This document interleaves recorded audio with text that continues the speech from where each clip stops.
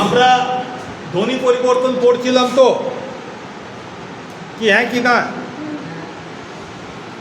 তাহলে ধ্বনি পরিবর্তনের মধ্যে আগের দিন আমরা দেখেছি যে ধ্বনি পরিবর্তন মোটামুটিভাবে 4 রকমের হতে পারে। কোনো ধ্বনির আগমন, কোনো ধ্বনির লোপ, কোনো ধ্বনির পরিবর্তন মানে রূপান্তর, আর দুটো ধ্বনির পরস্পর স্থান পরিবর্তন অর্থাৎ ধ্বনির স্থানান্তর। তারপর আমরা আগের দিন যেটা করেছিলাম সেটা হচ্ছে ধ্বনির আগম। কি মনে আছে তো নাকি? ধ্বনি যেহেতু 2 রকমের, সেহেতু ধ্বনি আগমটাও 2 রকমের, একটা স্বরাগম আর একটা ব্যঞ্জনাগম। তো শব্দের আদিতেও ধ্বনি আসতে পারে, শব্দের মধ্যেও ধ্বনি আসতে পারে, শব্দের শেষেও বাড়তি ধ্বনি আসতে পারে। সেই হিসাবে আদি স্বরাগম যদি শব্দের আদিতে স্বরবর্ণ আসে, মধ্য স্বরাগম যদি শব্দের মাঝে স্বরবর্ণ আসে, আর যদি শব্দের শেষে স্বরবর্ণ আসে তাহলে অন্ত স্বরাগম। ঠিক সেইরকম যদি শব্দের আদিতে একটা বাড়তি ব্যঞ্জন বর্ণ আসে তাহলে আদি ব্যঞ্জনাগম, যদি মধ্যে বাড়তি ব্যঞ্জন বর্ণ আসে তাহলে মধ্য ব্যঞ্জনাগম, আর যদি শেষে একটা ব্যঞ্জন বর্ণ বাড়তি এসে যায় তাহলে অন্ত ব্যঞ্জনাগম। এটা আগের দিন করেছে। ব্যঞ্জনের আগমন যেমন ঘটে, স্বরের আগমন যেমন ঘটে, অর্থাৎ ধ্বনির যেমন আগমন ঘটে, ধ্বনি পরিবর্তনের ক্ষেত্রে ধ্বনির লোপও অনেক সময় ঘটে। সেটাকে আমরা কি বলি? কোনো ধ্বনি যদি শব্দের মধ্যে থেকে লুপ্ত হয়ে যায়, অর্থাৎ আগে ছিল এখন নেই, এরকম যদি হয় তাহলে সেই ক্ষেত্রে সেই ধরনের ধ্বনি পরিবর্তনকে আমরা বলি ধ্বনি লোপ। ধ্বনি লোপ কয় প্রকার? ধ্বনি লোপ 2 প্রকার। কেন 2 প্রকার? কারণ ধ্বনি তো 2 প্রকার, স্বর এবং ব্যঞ্জন 2 প্রকারের ধ্বনি, তাহলে ধ্বনি লোপও 2 প্রকার। কি কি? এক হচ্ছে স্বরলোপ আর 2 হচ্ছে ব্যঞ্জন লোপ। আবার সেই ধ্বন্যাগম বা বর্ণাগম সেটাকে যদি অনুসরণ করি তাহলে আমরা দেখতে পাবো 3 জায়গা থেকে যখন আগমন, 3 জায়গায় যখন আগমন হয়, 3 জায়গা থেকে লোপ হতে পারে। শব্দের আদি থেকে লোপ হতে পারে, মধ্য থেকে লোপ হতে পারে, অন্ত থেকে লোপ হতে পারে। তাহলে স্বরলোপ 3 প্রকার। এক হচ্ছে আদি স্বরলোপ, 2 হচ্ছে মধ্য স্বরলোপ, আর 3 হচ্ছে অন্ত স্বরলোপ। আদি স্বরলোপ, মধ্য স্বরলোপ আর অন্ত স্বরলোপ। ঠিক সেই রকম ব্যঞ্জন লোপও 3 প্রকার হতে পারে। আদি ব্যঞ্জন লোপ, মধ্য ব্যঞ্জন লোপ এবং অন্ত ব্যঞ্জন লোপ। এগুলো আমাদের সাধারণ বুদ্ধিতে বলে, কিন্তু তারপরেও 2টো জায়গায় ফাঁকা রেখেছি। এরা কিছু ইনভাইটেড গেস্ট আছে, আমন্ত্রিত অতিথি, তাদের জন্য জায়গা আমাকে রিজার্ভ করে রাখতে হচ্ছে। পরে দেখব তারা কারা। তাহলে এখন আদি স্বরলোপ,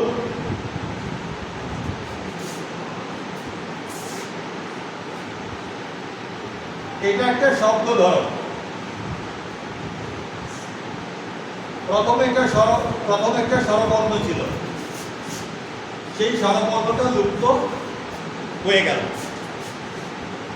তাহলে সেই ঘটনাটাকে আমরা বলবো আদি স্বরলোপ। উদাহরণ কিরকম হতে পারে আদি স্বরলোপের মতো?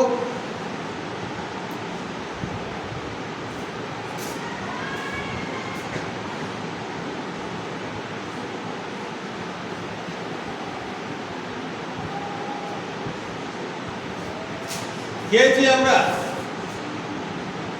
বাবা রামদেব বলছেন লাউয়ের রস নাকি খুব উপকারী, তাই তো? আর বাবা রামদেব বলার আগে থেকেই তো আমরা খাই, রান্না করে খাই। এই লাউটা কোথা থেকে এসেছে?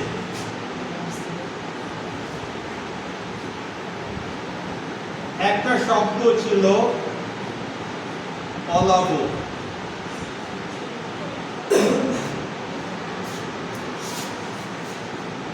অলাবু থেকে হলো লাউ। কি হলো? ওটা কোথায় গেল? উড়ে গেল। তাহলে এটা আদি স্বরলোপের উদাহরণ। এখানে অ ছিল, অটা নেই। আদি স্বরলোপ যখন হয় তখন দেখবে তার সঙ্গে সঙ্গে আরো কিছু ধ্বনি পরিবর্তন একই সাথে হয়ে যায়। যেমন এখানে বটাও তো চলে গেছে, ব তারপরে হ্রস্বও ছিল, তাহলে মাঝ থেকে বটাও চলে গেছে। তাহলে এখানে ব্যঞ্জন লোপও ঘটেছে, ব্যঞ্জন লোপও ঘটেছে। কিন্তু আমাদের নজর এখন কোনটার দিকে থাকবে? সামনের অটা ছিল, সামনের অটা নেই, অর্থাৎ আদিতে যে স্বরবর্ণ অ ছিল সেই স্বরবর্ণটা লুপ্ত হয়ে গেছে। তাই এটা হচ্ছে কিসের উদাহরণ? আদি স্বরলোপের উদাহরণ। এবারে তোমাদেরকে যদি কেউ জিজ্ঞাসা করে যে আদি স্বরলোপের একটা উদাহরণ দাও, তখন তোমরা এভাবে লিখবে,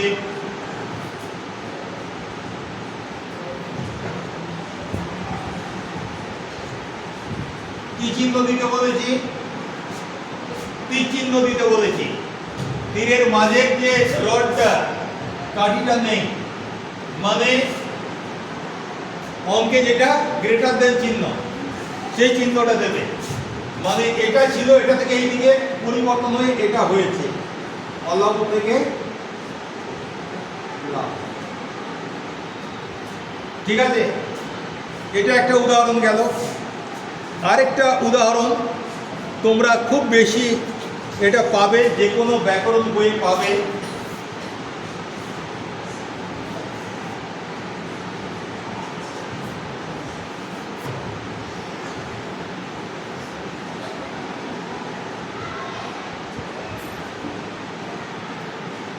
লোন, লোন ধার, এটা হিন্দিতে এই শব্দটা এখনো আছে, উধার। 100 রুপিয়া উধার লেনা, 100 টাকা ধার নেয়া। তো আমাদের বাংলায় এই উধারের ভাষ্যটা লোপ পেয়ে গেছে। ভাষ্যটা কোথায় ছিল? শব্দের আদিতে ছিল। তাহলে এটা আদি স্বরলোপের উদাহরণ। এই উদার শব্দটা আবার এসেছে উদ্ধার শব্দ থেকে। ঠিক আছে, উদ্ধার থেকে উধার। এটা আমাদের উদ্ধার থেকে যে উধার এসেছে, এটার সঙ্গে আমাদের কোনো সম্পর্ক নেই। আমরা কোনটা নেব? উধার থেকে ধার। আর আদি স্বরলোপের উদাহরণ কি আছে? অতসী।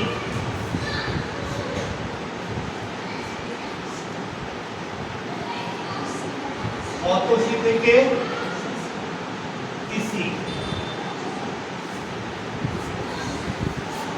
বলছি না, অধিকাংশ ক্ষেত্রে আদি স্বরলোপ হলে আরেকটু পরিবর্তন ঘটে যায়। দেখো, অটা চলে গেল, তসিটা তিসি হয়ে গেল। তিসি কি আমরা জানি? তিসি কি আমরা জানি? এক ধরনের তৈলবীজ। সরষে থেকে যেমন তেল হয়, তিল থেকে যেমন তেল হয়, তিসি থেকেও যেরকম তেল হয়। তিসিটা কোথা থেকে এসেছে? অতসী শব্দ থেকে এসেছে। তাহলে কোনটা গেল? অটা চলে গেল। অটা কি বর্ণ বা কি ধ্বনি? স্বরধ্বনি ধ্বনি। কোথা থেকে গেল? শব্দের আদি থেকে গেল। তাহলে এটা হচ্ছে আদি স্বরলোপ। বোঝা গেছে?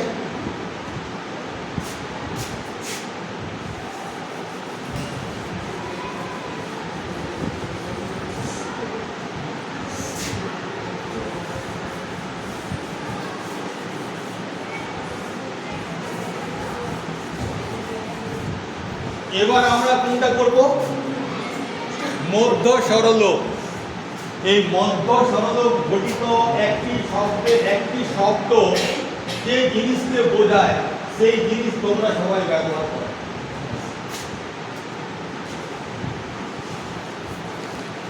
এখন বুঝতে পারছো না তো?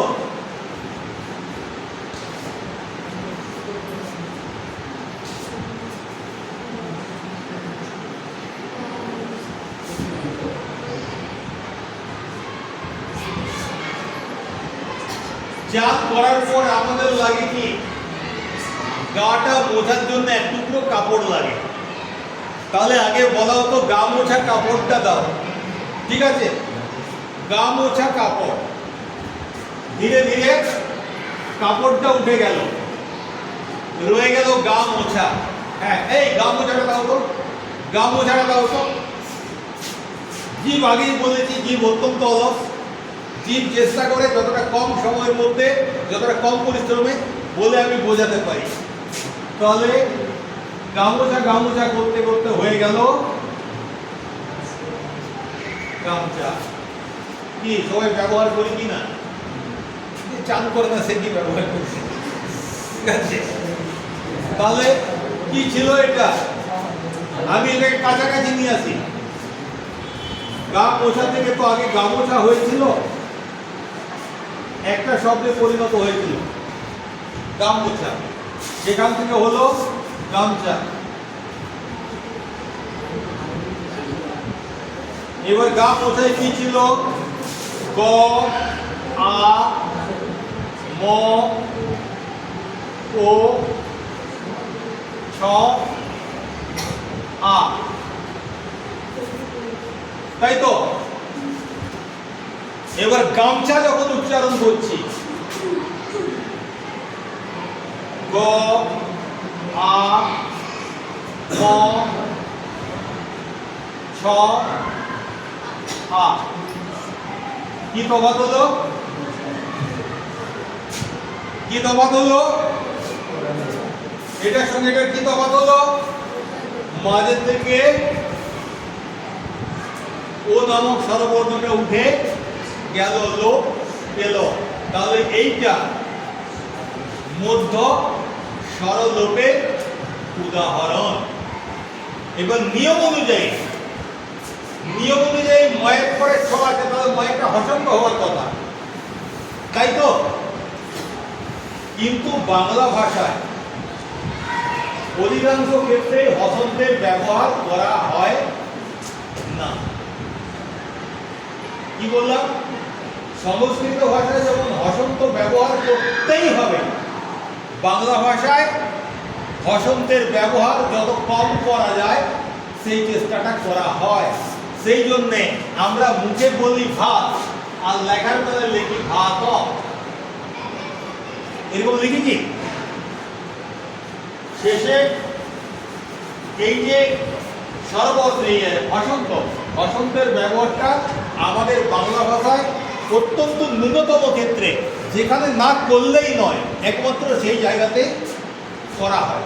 সেই জন্যে হসন্তের ব্যবহারটাও ধীরে ধীরে উঠে গেল, এখন হয়ে গেল গামছা। ক্লিয়ার? বোঝা গেল কি? মধ্য স্বরলোপ,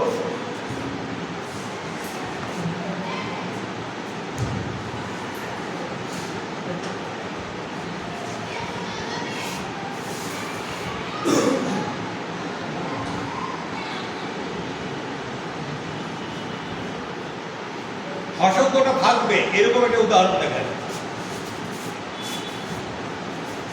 এটা সংস্কৃতও আছে, এটা সংস্কৃত ভাষাতেও শব্দই আছে।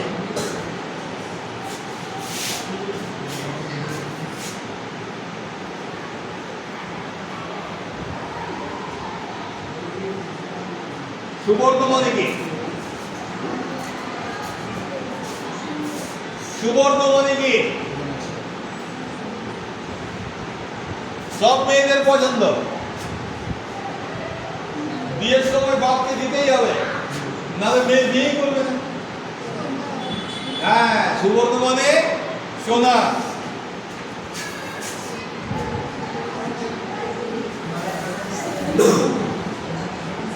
ভাঙা যাক, স উ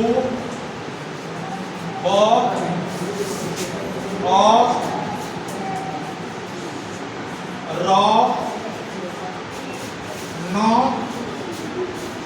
অ হয়েছে।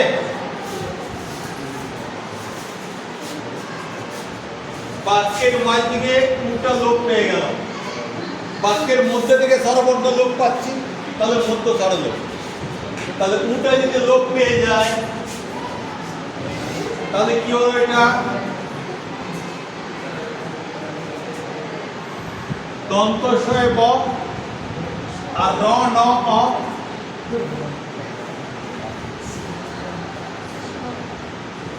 কি হলো স্বর্ণ। কি স্বর্ণ মানে কি? সোনা। তাহলে সুবর্ণ মানেও সোনা, স্বর্ণ মানেও সোনা। স্বর্ণটা কোথা থেকে এসেছে? সুবর্ণ শব্দটা থেকে এসেছে। মজার ব্যাপার, ধ্বনি পরিবর্তনের ক্ষেত্রে পরিবর্তিত যে ধ্বনি, সেই ধ্বনিটা সংস্কৃত ভাষায় পাওয়া যায় না। অত সেই সংস্কৃত ভাষায় পাবে, তিসি পাবে না। উদ্ধার সংস্কৃত ভাষায় পাবে, ধার পাবে না ওই অর্থে। কিন্তু সংস্কৃত ভাষায় এই দুটোই পাবে। এই উদাহরণটার ক্ষেত্রে সুবর্ণটাও পাবে, স্বর্ণটাও পাবে। এর থেকে অনুমান করতে পারি যে সংস্কৃত ভাষাতেও ধ্বনি পরিবর্তন হয়তো হতো। ক্লিয়ার? বোঝা গেছে? তাহলে মধ্য স্বরলোপ হলো। এইবারে অন্ত স্বরলোপ।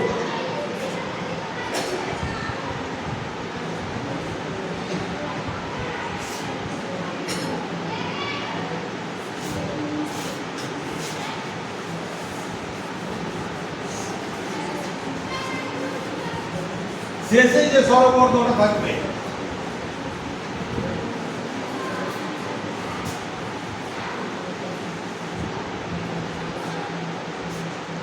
সেই স্বরবর্ণটা লুপ্ত হবে।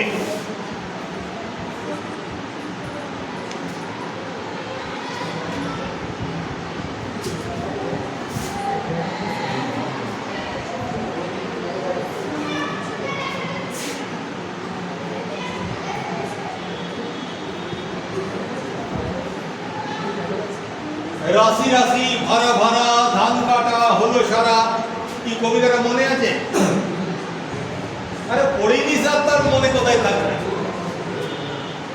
তো আমরা কি বলি, রাশি মানে এক গাদা, গুচ্ছ, ঠিক আছে? আমরা বলেছি রাস।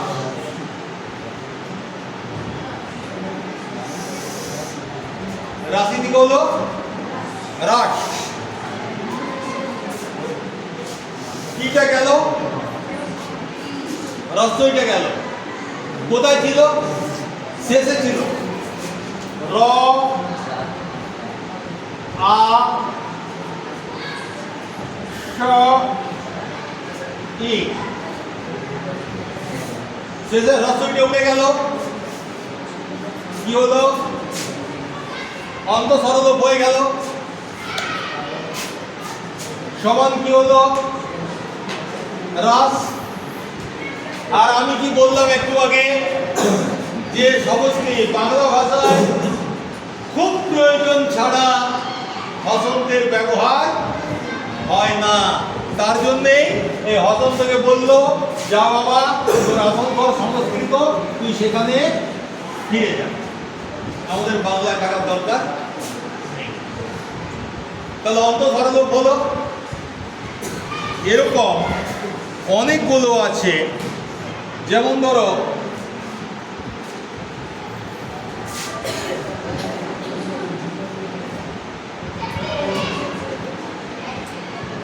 লজ্জা, শেষে আ আছে। আমরা অনেক সময় কি বলি, লাজ লজ্জা নাই। লাজটা কোথা থেকে এসেছে? লজ্জা থেকে। আরো কিছু পরিবর্তন হয়েছে, কিন্তু আমার নজর কোন জায়গায়, যে শেষে যে আ ছিল, এই আটা লোপ পেয়ে গেল। তার মানে অন্ত স্বরলোপ হলো। তাহলে আজকে আমরা কি জানলাম, যে ধ্বনিলোপ দুই প্রকার, এক হচ্ছে স্বরলোপ আর এক হচ্ছে ব্যঞ্জনলোপ। স্বরলোপ তিন প্রকার, আদি স্বরলোপ, অতসী থেকে পিসি, উদার থেকে ধার। মধ্য স্বরলোপ, গামোচা থেকে গামছা, সুবর্ণ থেকে স্বর্ণ, অন্তঃস্বর লোপ, লজ্জা থেকে লাজ, রাশি থেকে হ্রাস। আর ব্যঞ্জন লোপ মোটামুটি 3 প্রকার বলেও আমি 2টো জায়গা ফাঁকা রেখেছি। তাহলে ব্যঞ্জন লোপটা এর পরের দিনে করা হবে। বোঝা গেছে? সবাই বুঝেছ? হ্যাঁ কি না? ঠিক আছে, খুব ভালো।